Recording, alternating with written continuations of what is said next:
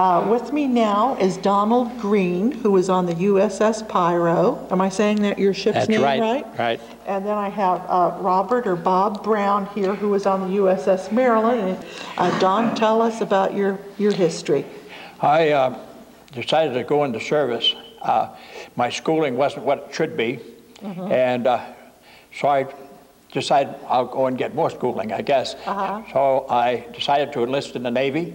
Had your father been a Navy man? My father was not Navy, he was an Army man. Oh, okay. Well, you had military in your veins, right? Right. And so I went up to Boston, and but before I went to Boston, my twin brother says, "You're not going to go without me." Oh. So my twin brother, he got out of school, and he joined me. We went up and enlisted in 1940. But we weren't actually sworn in until July 7th, 1940. Now, were you 17 at the time? Or? I was 18 at the time. Yeah, did you end up stationed on the same ship together? Yes, we left boot camp, and we went aboard the USS Constellation. Oh, aircraft carrier. For a couple of weeks. No, this is the frigate. Oh, okay. And we left. We stayed on board there for 2 weeks, and then we shipped out on down to a shipyard in Pennsylvania. And yes, we both shipped on the same ship, the Pyro ammunition ship. Now, how'd your folks feel about that? Were they happy about that? Oh yes, yes. Okay, now Bob, let's get you jumped in here. Where were you when you signed on for the Navy, and why did you do it? Because clearly the war wasn't going on at that point. I grew up in a small town in Missouri. And I think from the time I was 12 years old, I wanted to go in the Navy. Oh, okay. And when I became old enough, I signed up. This was in September 1940. Boot camp at Great Lakes during the winter. And I went from boot camp into a gunner's mate training school, and then to the Maryland in April of 41. Okay, now let's get to the point where you get on the ship that you're at Pearl Harbor. Tell us about you and your brother. Well, we sailed on the ship and with 250 recruits at the same out of the same boot camp, and we transited the Panama Canal. And on the way up to San Diego, the word came out that a group of us, those that wanted to, could elect to go to the USS Chicago or USS Lexington, and 12 members could stay on board the Pyro, and some would go to small craft Pearl Harbor. Not knowing much about the Navy at that time, my twin brother and I said, "No, let's stay on this ship. We like it." So we stayed on board, and San Diego. All the other sailors went elsewhere, and we went on up and traveled up, came up to Bremerton, and left Bremerton, and from Bremerton we went to Pearl Harbor. Now, where was the Pyro home ported? The home port was Bremerton. Oh, okay. The USS Pyro was built in Bremerton in 1917 with the USS Nitro, and that was our home port. You weren't on a brand new ship then, were you? No. Oh, okay. Oh, okay. Now, what about you, Bob? How did you get to the ship that you ultimately was at Pearl Harbor? As I left boot camp, I was assigned to the Maryland as I left boot camp. Oh, okay, so you just hopped right on it immediately. I came to Bremerton from Great Lakes to Bremerton and the Maryland in dry dock.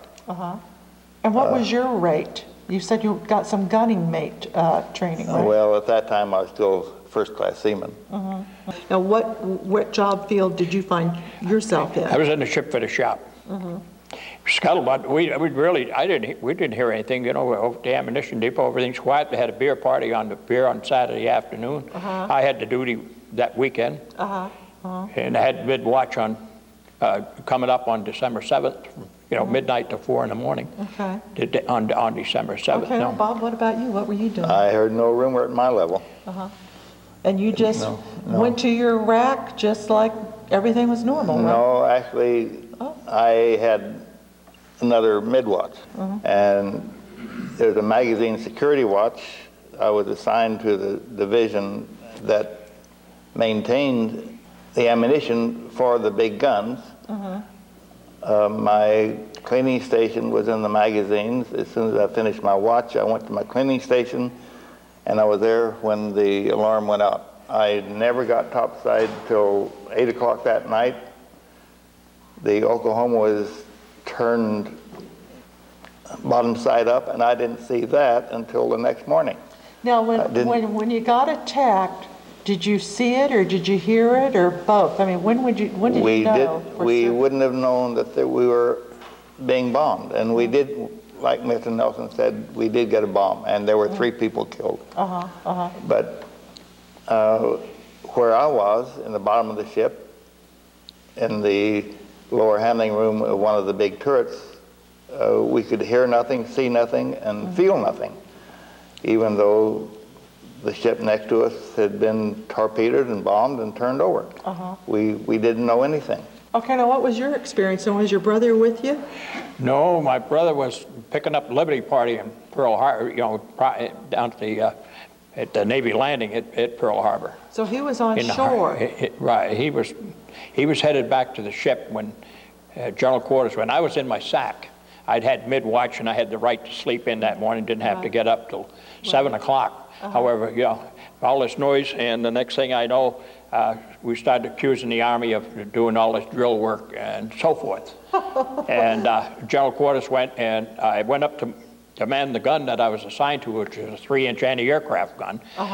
But there was nobody at all to be a pointer, which is the individual that made the gun go up and down and had the trigger on the handle, and the pointer was the one made the gun go around in circles. And so anyway, I took the position in firing that gun when the ammunition came up from the hole as quick as it could, and fired a few rounds until they told me to stop. We shoot my own planes, and eventually we did shoot at planes. During the position on that gun on the boat deck, there were planes strafing us. There were 4 planes attacked the ammunition depot, even though history does not annotate that. There's nothing in the history books about the ammunition depot being attacked. And a Japanese plane, one of the 4, went from the bow of the stern. I saw the pilot, his red neckerchief, his leather helmet, and I saw the bomb bay door open and the bomb come out and missed the ship by about 10 feet. Oh, Lord. It went through the concrete dock and blew up. We received damage inside the ship, but nothing major. And we shot the plane down. Oh, good. We had 1,000 rounds of ammunition on board for the Nevada Monday morning, and we had 3 boxcars full of ammunition on the pier, and there was a big lighter behind us loaded with ammunition. So there was plenty of ammunition. Had we got hit, I wouldn't be here. Well, I was going to say, you must have been a little worried. If you have ammo and you get hit, you're just post-toasty real quick, aren't you? Well, I never really give it a thought, although I did turn to hightail it off my gun, thinking I'd get away from where that bomb might go. Now, when you finally, Bob, came up from the bottom of the Maryland, tell us what you saw. I mean, at some point, you did make it to the When I first came up, side. it was night. All I could see were fires. Like I said, the Oklahoma was turned over next to us, and I didn't see that until the next morning in daylight. That must have been a pretty... it was a horrible sight. Yeah, I would imagine it. Yes. Then I realized what had been going on. Prior to that, I had no conception. So when you got off the ship, did you walk around, or did they even have allowed that? They let us walk around the shipyard. Yes, we saw a lot of the damage. And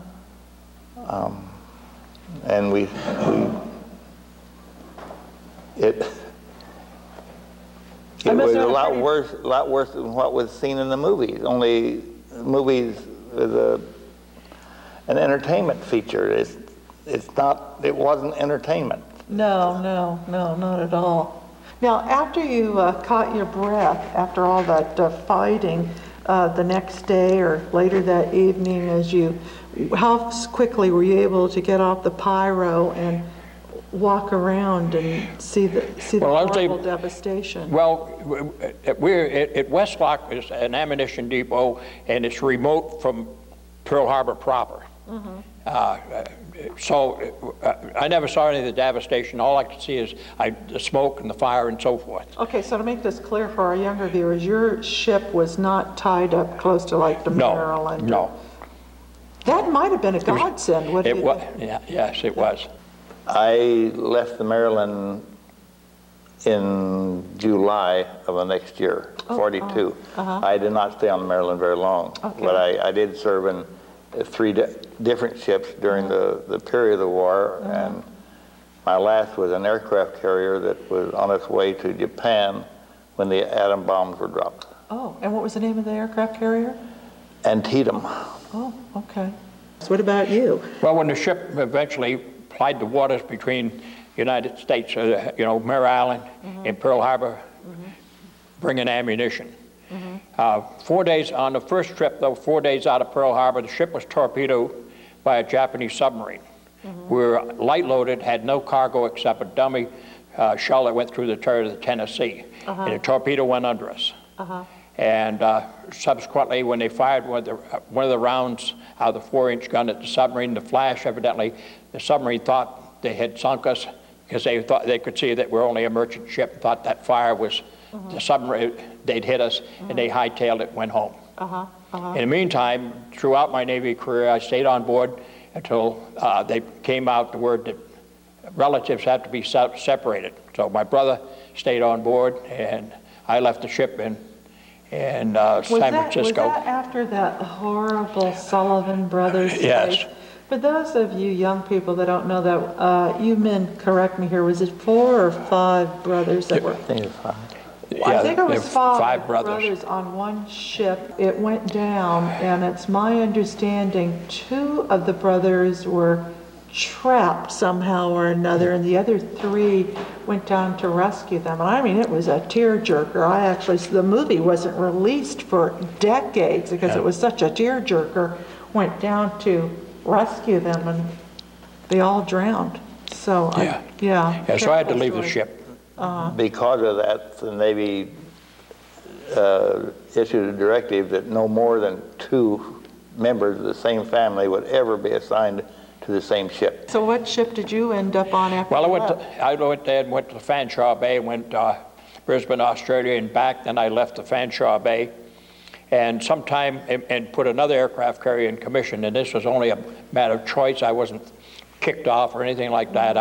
It was a selection I made myself. And when after I left the ship, I found out during the war, while the war was on, while I was on another aircraft carrier, 14 of my shipmates were killed, of which I was a member of that group, which was a repair party by a Japanese bomb. And I have tracked this history down, and it has all come true to be fact that that's what would have happened had I stayed on board. Yeah. Okay, well then God's hand was on you there, Don. Yeah. I served my whole career in the Pacific. Right. Well, I'm so glad that both you gentlemen survived Pearl Harbor, and I want to thank you for being a guest on Veterans Forum, and God bless you both.